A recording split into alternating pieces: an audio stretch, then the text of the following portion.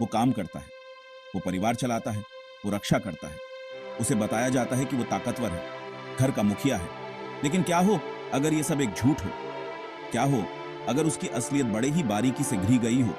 एक ऐसा पिंजरा जो लोहे की सलाखों से नहीं बल्कि समाज की अपेक्षाओं और औरतों की चालाकियों से बना हो।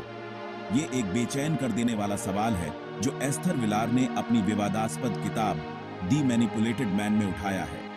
1971 में प्रकाशित हुई इस किताब ने एक भयंकर बहस छेड़ दी थी। जर्मन लेखिका और पूर्व चिकित्सक विलर challenge traditional gender roles.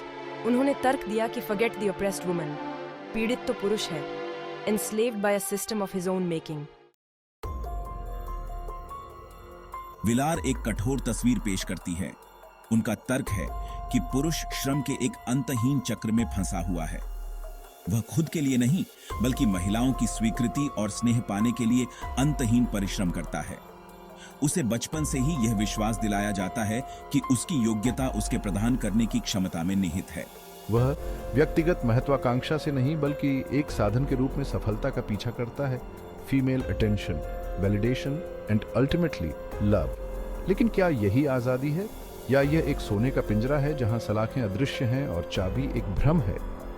Villar का तर्क है कि पुरुष अपने भाग्य के स्वामी नहीं है बल्कि महिलाओं के हेर फेर की धुन पर नाचने वाली कठपुतली है। विलार अपनी बात साफ साफ कहती है। वह उसे बुरी नजर से देखती हैं जो आराम और सुरक्षा हासिल करने के लिए महिलाओं द्वारा जानबूझकर अपनाई गई रणनीति के रूप में देखती हैं। उनका तर्क है कि पुरुषों को इस खेल में उनकी अपनी जैविक इच्छाओं और सामाजिक अनुकूलन के जरिए फंसाया जाता है। उन्हें शिष्ट, रक्षक और प्रदाता बनना सिखाया जाता है। बदले में महिलाएं इन अपेक्षाओं का अपने लाभ के लिए फायदा उठाना सीखती हैं। विलार के अनुसार यह हेरफेर कई रूप लेता है। यह सूक्ष्म हो सकता है, जैसे सही समय पर आंसू बहाना या रणनीतिक रूप से व्यक्त की गई लाचारी। यह स्पष्ट हो सकता है, जैसे महंगे उपहारों की मांग या काम करने से इनकार। चाहे तरीका कोई भी हो, अंतिम लक्ष्य एक ही रहता है, कम से कम प्रयास से एक आरामदायक जीवन सुरक्षित करना। दी मैनिपुलेटेड मैन विवादों से पीछे नहीं हटती। विलार रोमांटिक प्रेम की नींव पर ही सवाल उठाती है। उनका तर्क है कि यह अक्सर महिलाओं द्वारा पुरुष श्रम और सम्मील्सों को सुरक्षित करने के लिए इस्तेमाल किया जाने वाला एक हथियार है। पुरुषों को प्रदाता, रक्षक, अपने परिवार की खातिर अपनी जरूरतों का बलिदान देने वाले व्यक्ति के रूप में ढाला जाता है। विलार का तर्क है कि यह व्यवस्था पुरुषों को भावनात्मक रूप से कमजोर और आर्थिक रूप से खाली कर देती है। वे अपना जीवन एक ऐसे स्त्री आदर्श की खोज में बिताते हैं जो अंततः अप्राप्य है।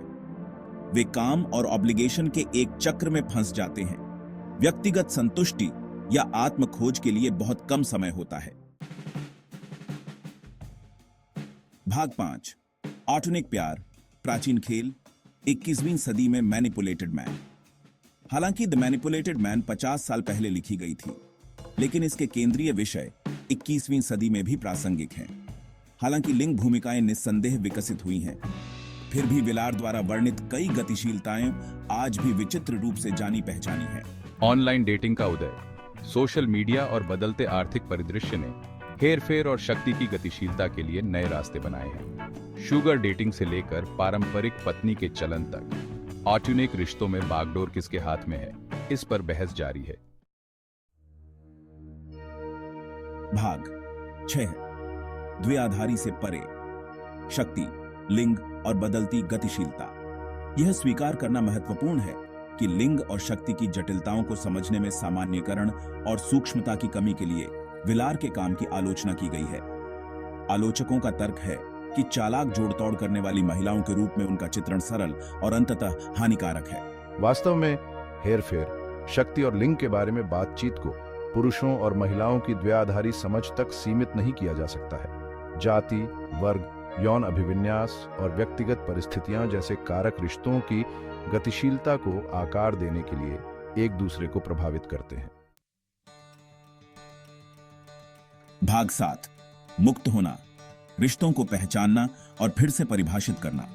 कोई विलार के निष्कर्षों से सहमत हो या ना हो, उनका काम हमारे अपने जीवन में चल रही शक्ति की गतिशीलता की जांच करने के लिए एक शक्तिशाली अनुस्मारक के रूप में कार्य करता है। यह हमें सामाजिक अपेक्षाओं पर सवाल उठाने और आपसी सम्मान, खुले संवाद और वास्तविक साझेदारी पर बने रिश्तों के लिए प्रयास करने की चुनौती देता है।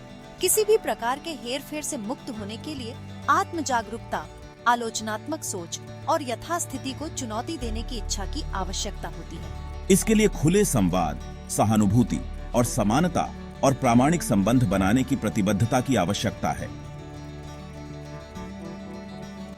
भाग 8, जागरूकता का आह्वान, समानता का भविष्य बनाना। The manipulated man. पुरुष आक्रोश का खाका या स्त्री द्वेष का औचित्य नहीं है। यह जागरूकता का आह्वान है, उन अक्सर अनकहे नियमों की जांच करने के लिए उकसाना है जो हमारे रिश्तों को नियंत्रित करते हैं। यह लिंग, शक्ति और सच्ची समानता की खोज के बारे में ईमानदार बातचीत में शामिल होने का निमंत्रण है। आगे का रास्ता लिंगों की लड़ाई को कायम रखने में नहीं, बल्कि उन प्रणालियों को खत्म करने में है जो विभाजन और नियंत्रण से लाभान्वित होती है। इसके लिए हमें रूढ़ियों को चुनौती देने, अपनी साझा मानवता को अपनाने और एक ऐसा भविष्य बनाने की आवश्यकता है जहां रिश्ते सम्मान, समझ और आपसी विकास और पूर्णता की वास्तविक इच्छा से परिभाषित हों।